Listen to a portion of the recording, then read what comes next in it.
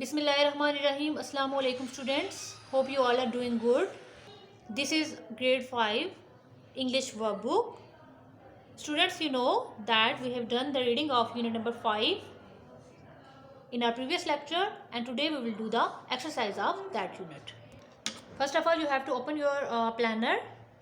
Students, week number 2, mention here date, today's date and day. Today we have done the actually reading of the poem Outside in our previous lecture. Today we will do the exercise of this unit, workbook page number 2, 4 and 5 and 6. This is workbook page number 2. Word wall. Write down all the new interesting words from the poem in the bricks below to make your own word wall. Then try to learn them. Different words students यहाँ पे word वाल दी गई है, आपने यहाँ पे लिखना है. कुछ वर्ड्स मैंने यहाँ पे लिखे हैं: हैंडीकेप, बाउंड से, patience, saintly, ideas, flow, lock, ignorance, include, alive, perform. some blocks are remaining, so you can fill them by writing here different words from the poem. Okay, next question is consult your dictionary. Find the meanings of the following words in the dictionary and use them in sentences. Also tell which part of speech is each word. Different words here are given, so we have to find that which parts of speech are they, उनके define करना है, उनका meaning क्या है, then we have to make the sentence of that word. The first word which is given here, expect. Expect is a verb meaning to look forward to something. I expect that my friend will help me. मुझे उम्मीद है, मैं तवक्को करता हूँ, expect करता हूँ, उम्मीद करता हूँ कि मेरा फ्रेंड जो है वो मेरी हेल्प करेगा, मदद करेगा. Alive. Alive is the adjective mean possessing life, जिंदा होना, जिंदगी रखना. He is still alive in the heart of people.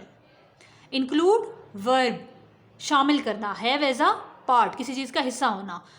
The list includes the names of many famous writers. की इस लिस्ट में बहुत से फेमस राइटर्स के नाम हैं. Simple, again it's adjective. Sada, आसान, easy to understand. This is very simple problem. Strange, adjective. Odd, weird, अजीबोगरीब. He is very strange man. The alphabetical order. List number 1, sound, cheer, smile, seem, saintly, simple. So different words here are given. We have to arrange them, we have to write them by arranging them in the alphabetically. Students, you know that first letter of each word is same, that is S. तो हम क्या करेंगे, जब first letter same होगा तो हम second letter को देखते हुए हम इनको अल्फ़ाबेटिकली अरेंज करेंगे. सो सबका एस है तो सेंटली. सेकंड लेटर को हम देखेंगे ए, सेंटली. फिर अल्फ़ाबेटिकल ऑर्डर में ई पहले आता है, सीम. फिर एच आता है, share. I, smile. Then M, simple, smile. O and P आता है साउंड. इसी तरह से लिस्ट नंबर 2 को अरेंज करेंगे. Word, which, way, wheel, word, with. Again first letter of each word is same, तो सेकंड लेटर को देखेंगे. ए पहले आता है, सो वे, व्हील, विच. अब देखें व्हील का भी सेकंड लेटर एच है और विच का भी सेकंड लेटर एच है, तो हम थर्ड लेटर को, जब सेकंड लेटर भी सेम होगा तो थर्ड लेटर को देखते हुए अरेंज करेंगे. ई पहले आता है, wheel, then I, which. With, फिर अगेन ये आई सेम है, with. And word, word, then word. अब यहाँ पे बी, क्योंकि थर्ड लेटर दोनों का सेम आ रहा है तो हम फोर्थ लेटर को देखेंगे. फर्स्ट भी सेम है, सेकंड भी सेम है, थर्ड भी सेम है, तो फोर्थ को देखते हुए करेंगे. Here is the D which comes first.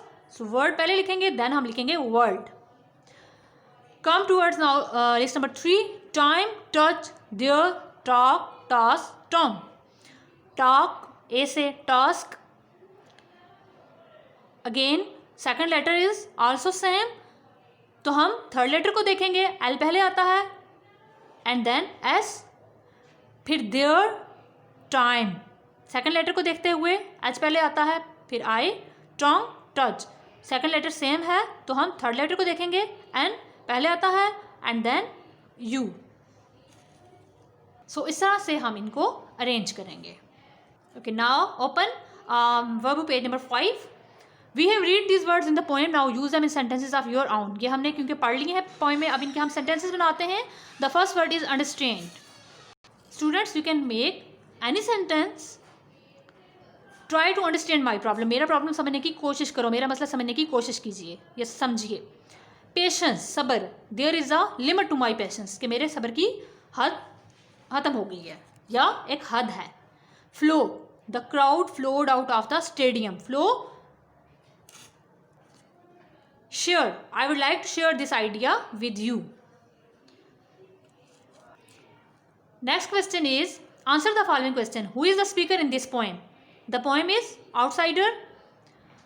Speaker is physically disabled person who cannot speak and is unable to move without a wheelchair. Students, हमने जैसे कि यूनिट द आउटसाइडर में पढ़ा कि वहाँ पे क्या था, स्पीकर कौन था, वो फिजिकली डिसेबल्ड पर्सन था, व्हील चेयर के बगैर वो मूव नहीं कर सकता था.